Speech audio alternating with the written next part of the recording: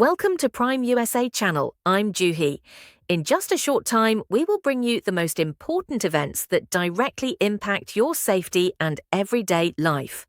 Today's bulletin is especially significant because President Trump has made some major announcements for American citizens. Here is today's first top story.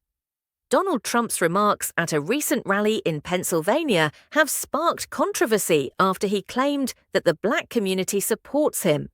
The comment came at a time when the rally was expected to focus on rising inflation and the cost of living, leading critics to describe the statement as a distraction from core economic issues. Critics argue that Trump often references black voters during moments of political pressure, but such remarks do not align with the lived realities and concerns of the community. Reports indicate that instead of offering detailed policy proposals on affordability, Trump devoted much of the rally to self-praise, criticism of immigration, and attacks on President Joe Biden.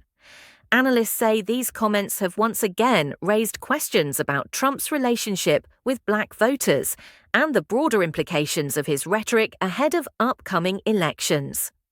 Next breaking news. A new political controversy has emerged in the United States over rising violence and political rhetoric, after Democratic Senator Chris Murphy of Connecticut accused President Donald Trump of encouraging what he described as a dizzying campaign of violence. Murphy, a leading advocate for gun reform since the Sandy Hook school shooting in his state, made the remarks following the announcement that a person of interest had been apprehended in connection with a mass shooting at Brown University, where 2 people were killed and 9 others injured. The senator argued that policies and actions taken by Trump over the past year, including restoring gun rights to certain offenders, dismantling the White House Office of Gun Violence Prevention, and cutting funding for mental health and community anti-violence programs previously supported by both parties, have increased the risk of violence nationwide. The White House rejected the accusations, countering that Democratic leaders have used rhetoric that incites violence against immigration enforcement officials, particularly ICE agents. The exchange highlights growing tensions over public safety, gun laws, and the impact of political language in an increasingly polarized climate. Next big news.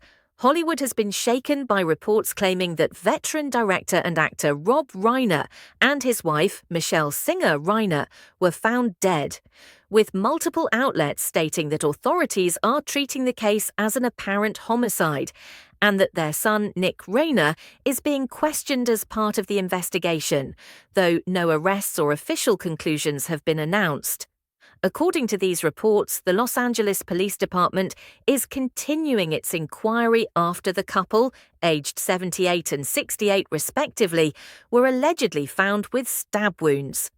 Reiner, best known for his role in All in the Family and for directing iconic films such as This Is Spinal Tap, Stand By Me, The Princess Bride, When Harry Met Sally, Misery, and A Few Good Men, was also widely recognized for his advocacy on early childhood education and marriage equality.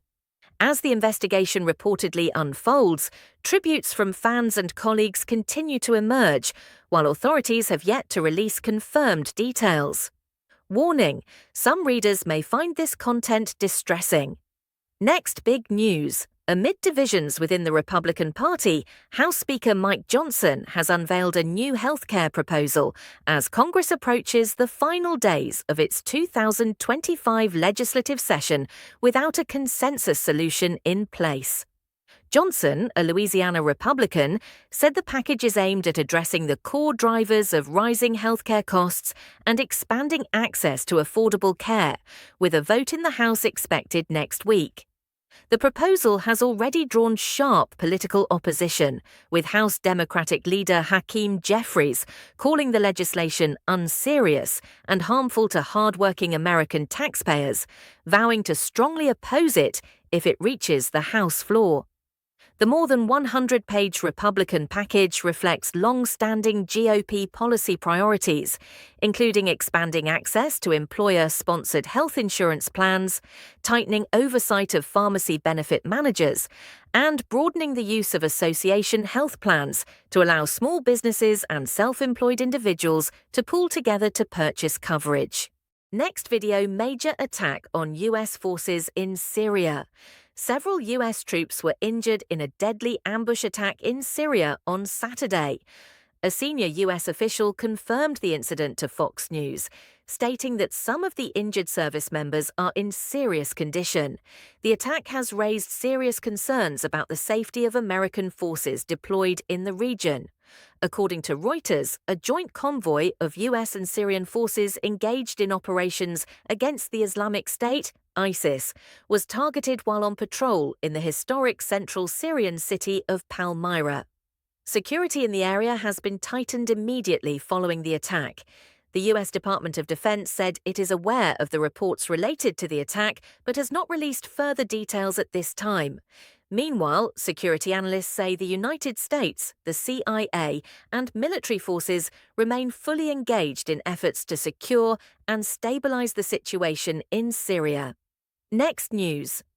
The debate over term limits for U.S. Supreme Court justices has gained momentum after California Democratic Representative Mike Levin announced he will co-sponsor a new bill aimed at changing how long justices can serve on the nation's highest court. According to Powib.com, the proposal has energized many Democrats who argue that the court has become too powerful, overly partisan, and increasingly disconnected from the public. However, even supporters admit the plan faces major legal and political obstacles.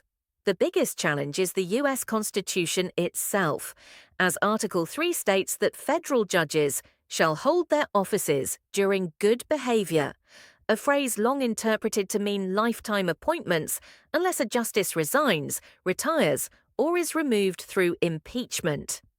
Because of this, most constitutional experts agree that Congress cannot impose term limits through ordinary legislation,